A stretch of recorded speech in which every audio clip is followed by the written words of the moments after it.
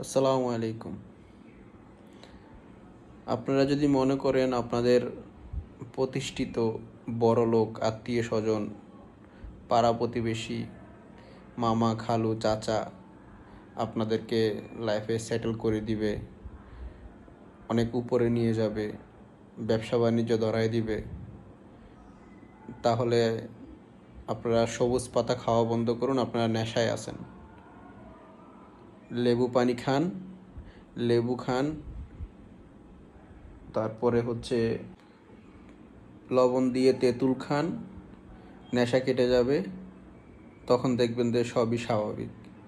এইসব আসলে ভাই হয় না ভাই। আপনারা কেউই জীবনে প্রতিষ্ঠিত করে দিবে না, নিজের রাস্তা নিজে খুঁজে বের করতে হবে। ওরা মনের গোপন চেনে না, ওরা হৃদয়ের রং